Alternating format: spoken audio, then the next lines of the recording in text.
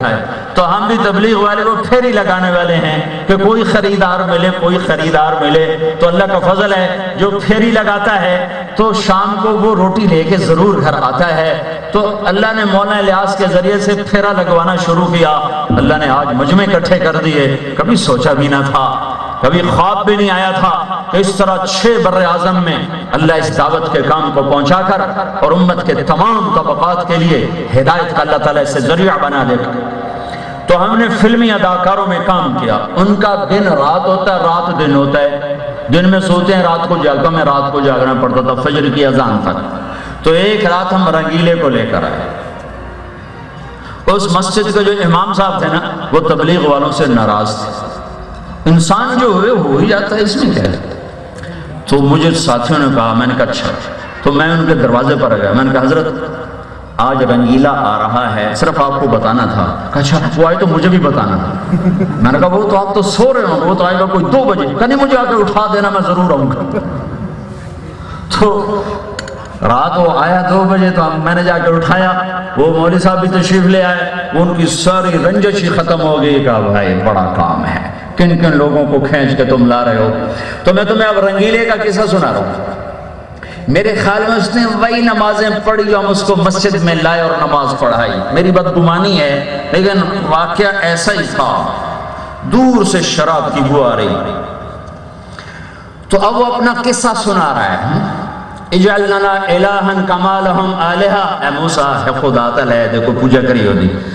وہ کہنے لگا میں نیپال گیا فلم کی شوٹنگ کرنے. وہاں ایک مندر ہے جہاں صرف ہندو جا سکتا ہے, نہ عیسائی, نہ یہودی, نہ بدھی, نہ مسلمان, سوائے ہندو کے کوئی نہیں جا سکتا. کہنے کہ مجھے شوق ہوا میں دیکھوں وہ کیا چیز. تو میں نے جو میک اپ کرتے ہیں ساتھ فلم میں, تو میں نے میک اپ والے سے کہا مجھے پنڈت بناؤ. پنڈت گنجا وہ پہلے ہی تھا, تو اس نے اس کے سر میں ایک چوٹی لگا دی, وہ جو پنڈت ہوئے نا فلم کی چوٹی, اور ادھر رنگ لگائے, یوں رنگ لگائے جو ایسے بڑے عجیب و غریب. تو کہا میں نے 2 کڑے پہن لی اور پیلے رنگ کی 2 چادریں, ایک باندھ لی ایک اوپر لے لی, 2 کڑے, اور لکڑ کا جوتا سا بنا کے میں نے پہن لیا اور پیسے تھیلے میں ڈال لیے. تو میں وہاں گیا تو گیٹ بند تھا, تو اندر ہندو پہرے دار. تو میں نے جاتے ہی کہا ہرے رام. تو نے ایک دم گیٹ کھولا, ان کا مہاراج. اب اداکاری تو اس کا اپنا فن تھا, اس نے ایسے کرتب دکھائے. انہوں نے کہا تو کوئی بڑی بلا آ گئی. وہ کہنے کہ وہ دائیں بائیں, تو میں نے ایسے پیسے پھینکنے شروع کیے, ایسے پیسے, اور وہ پیسے بھی چنے اور مہاراج مہاراج مہاراج. کہنے کہ میں نے بڑی چسائی.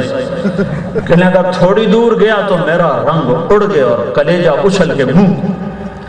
کہ کیا دیکھا, آگے بہت بڑی گائے خالص سونے کی بنی ہوئی پورے سائز, جو جا رہا وہاں سجدہ کر رہا.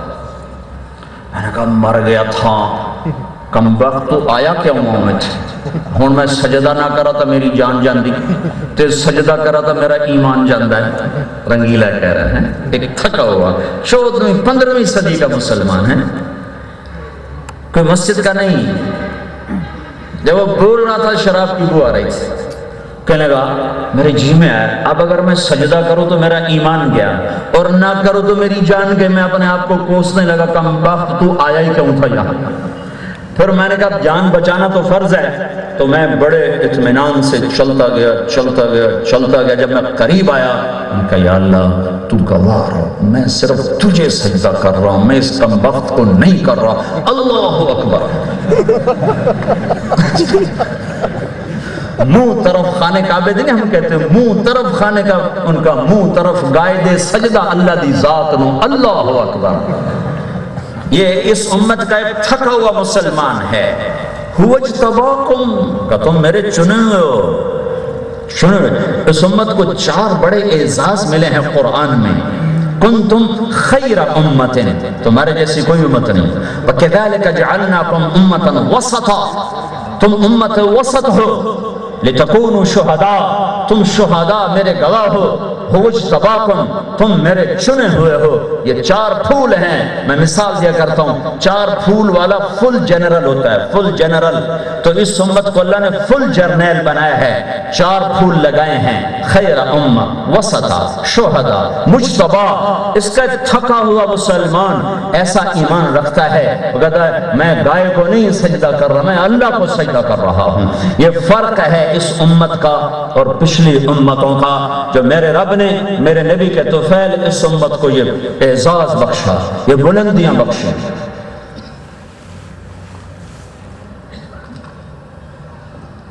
ایک رات اما عائشہ باہر لیٹی ہوئی تھیں، ہمارے نبی گرمیوں میں باہر سوتے تھے، سردیوں میں اندر سوتے تھے۔